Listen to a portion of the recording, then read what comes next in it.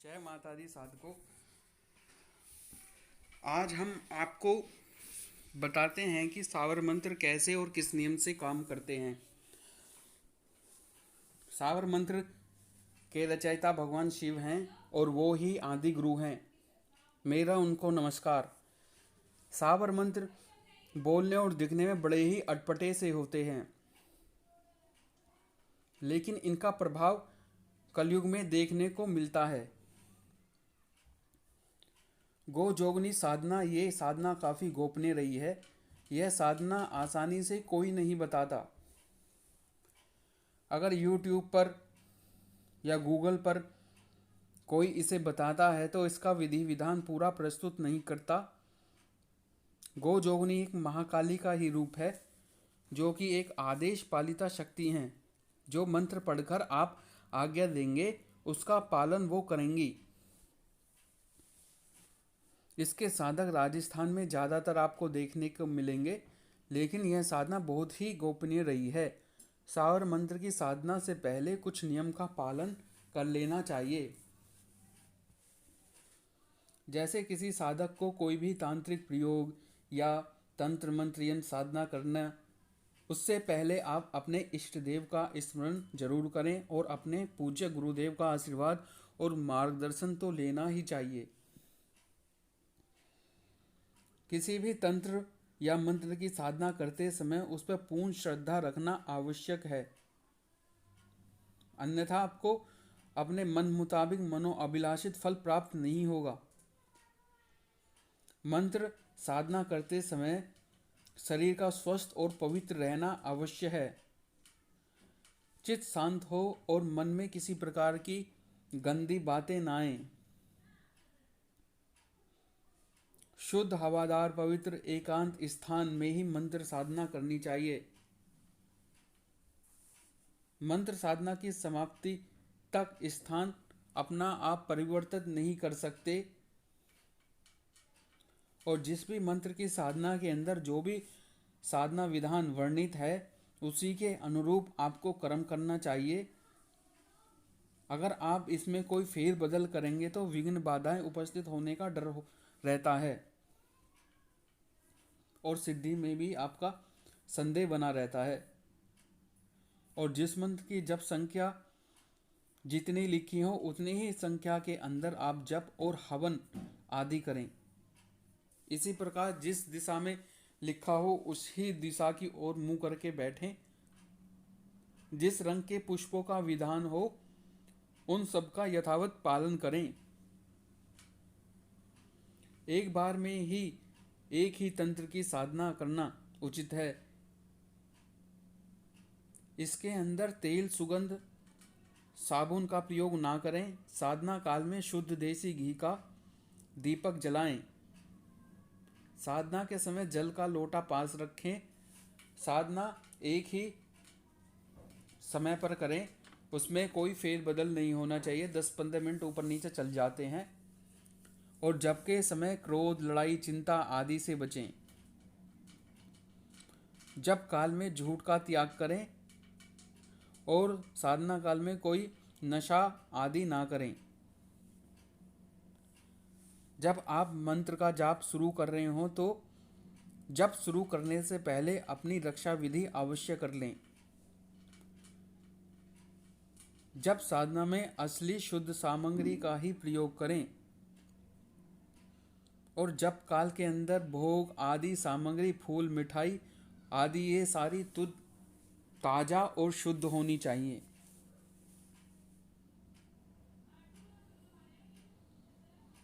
साधना रात्रि के शांत वातावरण में ही करें। मंत्र जप काल में मंत्र के किसी अंग को भूल जाना या बार बार उस मंत्र को बोल देना या उसका अर्थ भूल जाना एक तरह का दोष उसमें लग जाता है। मूल मंत्र को जिस तरीके से दिया गया है उसी तरीके से आप ध्यान करते हुए मंत्र का जाप करेंगे।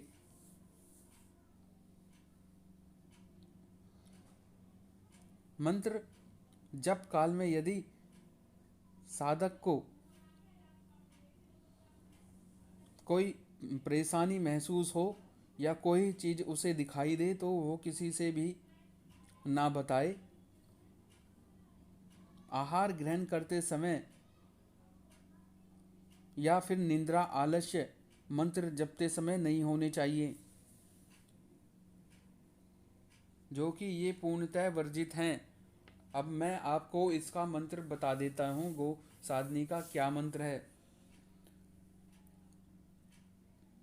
मंत्र सबसे पहले आप गुरु से अपना मंत्र प्राप्त करेंगे।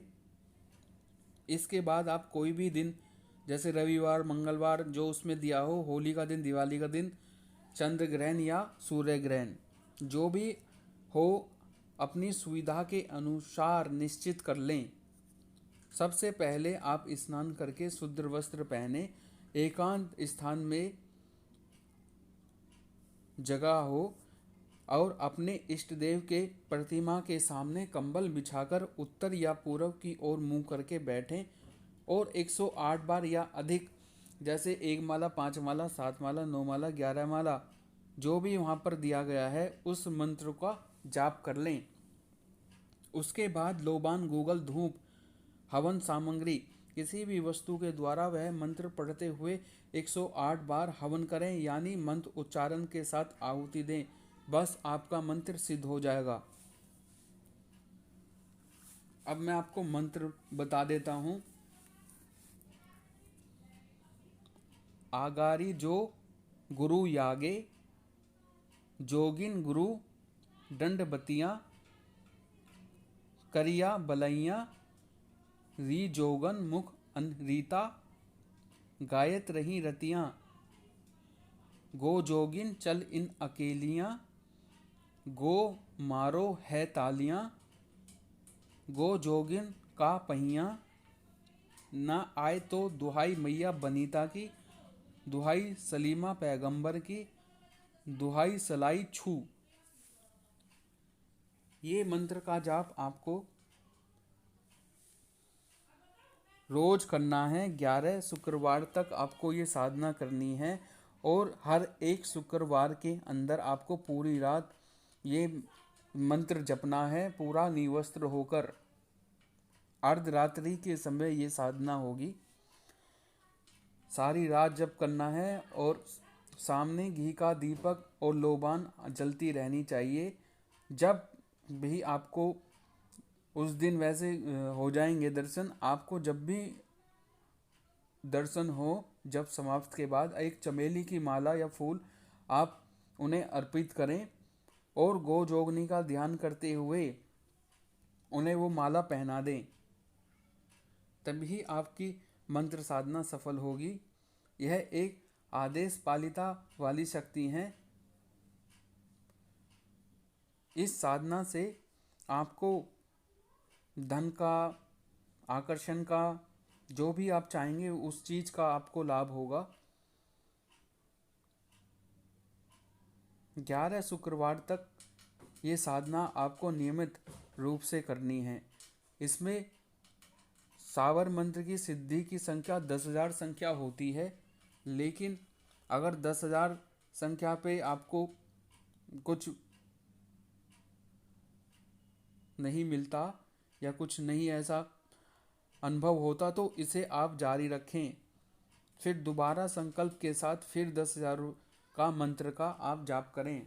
आपको निश्चित ही सफलता इसके अंदर मिलेगी। और मंत्र की शक्ति बनाए रखने के लिए, उसकी शक्ति का बढ़ाए रखने के लिए आपको साल के अंदर या 2-3 साल में उस दिन जिस दिन आपने ये मंत्र सिद्ध किया है उस दिन वैसे ही मंत्र जप और हवन करते रहें। जैसे रविवार, मंगल के दिन आपने किसी मंत्र को सिद्ध किया है तो पुनः आप रवि या मंगल के दिन उस मंत्र का जाप उसी विधि विधान के साथ वैसे ही करेंगे और सिद्ध हो चुके मंत्र को अपने आवश्यक अनुसार 5 से 7 बार पढ़कर चुटकी झाड़ देने या जल छिड़क देने से उस मंत्र का अभिष्ट फल आपको प्राप्त हो जाता है, या दूसरों को भी आप उसे सही करने में लगा सकते हैं। हमेशा मंत्र में समाज कल्याण की बात सोचनी चाहिए, अपनी अपना भला नहीं सोचना चाहिए। यदि आप समाज का भला करेंगे तभी आपका भला हो पाएगा। मंत्र जप काल के अंदर शरीर को हिलाना बिल्कुल मना है।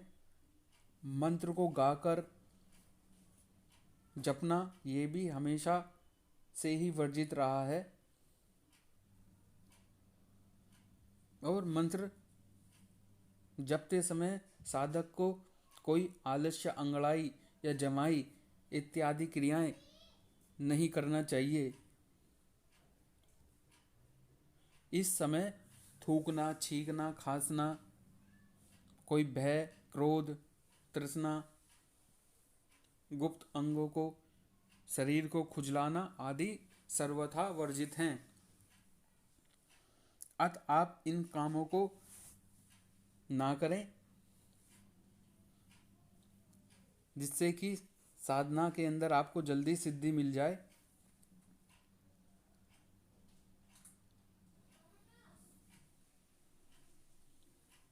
जय माता दी।